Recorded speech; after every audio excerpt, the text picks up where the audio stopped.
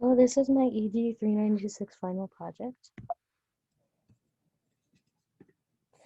My student's name is Cole. His age is 9, and he likes Roblox, Minecraft, sports, and playing with friends. He usually likes to play, um, not soccer. He usually likes to play football or basketball with his friends at recess, morning recess, or their third recess. Usually for their third recess, they have to sometimes earn it, but sometimes they'll have time at the end of the day to go out for a third recess for like 10 minutes. So that's nice. He also has a ADHD and an IEP. ADHD label. It is hard for him to stay focused. It's hard for him to stay calm and relaxed. He's unable to work quietly for certain periods of time.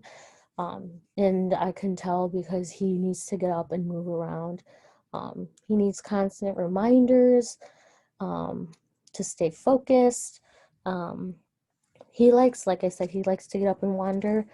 And he usually wanders around talking to his friends even when it's work time. And sometimes he just needs reminders to like sit down and do his work. But sometimes he'll do it and sometimes he'll not. He needs words of encouragement to stay focused. So, like saying like, hey, I know you're like really tired of doing this, but you know, you can do it. Stay focused, work hard. You got this. That kind of energy and that kind of like encouragement. The school and community, the classroom I was in, it was a classroom of first through third graders. The total was 38 students. There were 20 boys and 19 girls. 12 first graders, 17 second graders, and 9 third graders. For their groups, they're put into groups. They each have the team I'm in is called, down here is called Team Integrity. Every classroom has a team, so like Team Respect, Team Diversity, that kind of thing. The Team Integrity has 3 different rooms. They have a yellow room, a blue room, and a green room. So all 3 teachers go into each of the rooms to do their reading, their guided reading, or math. And they're put into groups by proficiency of level of learning, as well as they're put into reading groups. I would say by what level they're reading at. Some are higher than others, some are lower than others, and some are like the same, which is okay. There are 3 students in the whole classroom of 38 that have IEPs. So that is good information to know because then I was able to keep like an eye on them, ask them if they needed help, to see how they were doing, how they're feeling. So that was important. The host teacher strategies. They set goals for the students. There are 2 teachers and an intern that I was working with, and then me, of course. The host teacher set goals for the students. So like they have 1 to 100,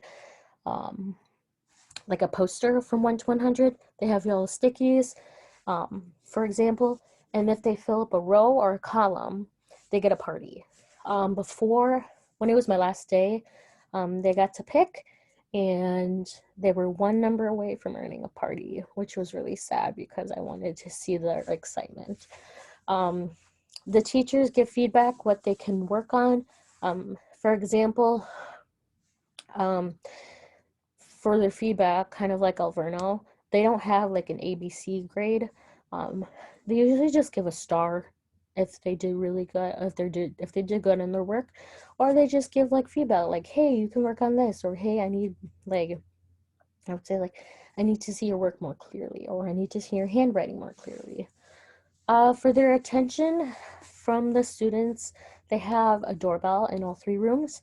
So when, instead of yelling in the classroom, they press the button on the doorbell and then it makes a doorbell sound. And when the students hear that, they put their hands on their head so that they're showing the teacher that, like, 1, they're focused, they're paying attention, they stopped what they're doing, and that their hands are on their head. Attention getters. So for attention getters, one thing that I really noticed since the first day was clapping. So like uh, something like that.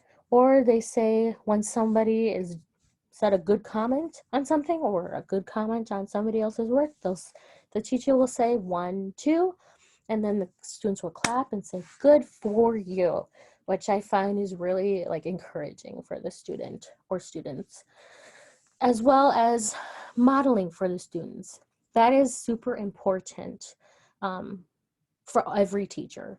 Um, I don't want to be the teacher, and I hope that I'm not going to be the teacher that kind of just sits back and lets the students come up to me. Um, I've heard of it before. I've never seen it in person. Like I said, I heard it before. But I want to be a teacher that, goes up to the student and asks, hey, how are you feeling? Or, hey, do you get this? So it's really important to ask those questions. For my lesson on the right-hand side, you can see this is my worksheet. I did a lesson on math with 3D and 2D shapes, and how to identify the 3D shapes and how the students can identify them in the classroom. I started off with what was called a number talk, and basically it's an easy like math question. So like for my number talk, I asked, what numbers make 100? Not 100. What numbers make 21? So they would say 10 plus 11 or 21 times 1, that kind of thing. I would write them down, or they would raise their hand and ask me if they could come write it down on the smartboard, and they did a wonderful job. Then I showed them a 3D shape video that they've already seen. It's just a review, and they really, of course, they really enjoy it. And I feel like when they watch the videos, they get super excited. They get like all restless, and just having them like telling them, okay, we need to calm down, like body control, um, that kind of thing. Um, and then just watching them sing to the video was really heartwarming.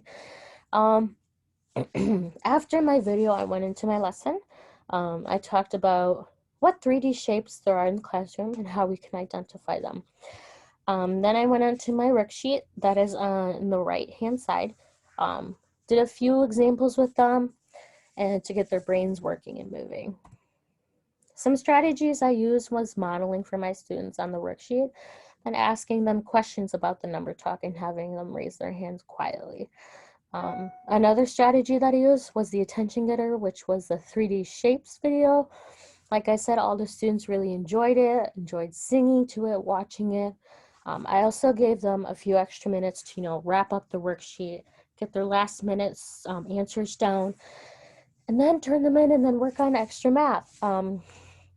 Given the extra time, Cole was able to, get his work done.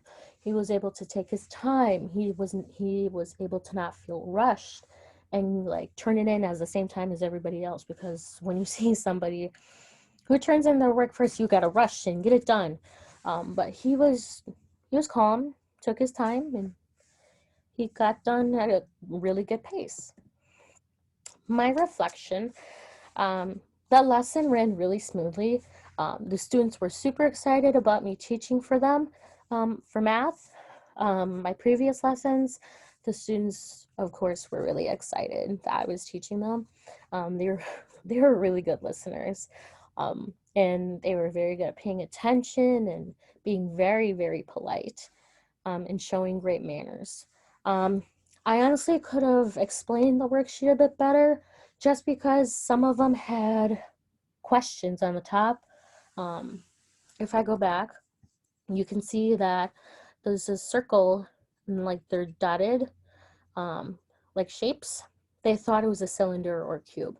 I should have explained that we're only following the dotted line and we're only naming it a circle. Um, and I didn't do that, so I know for next time that that's something that is going to be very important.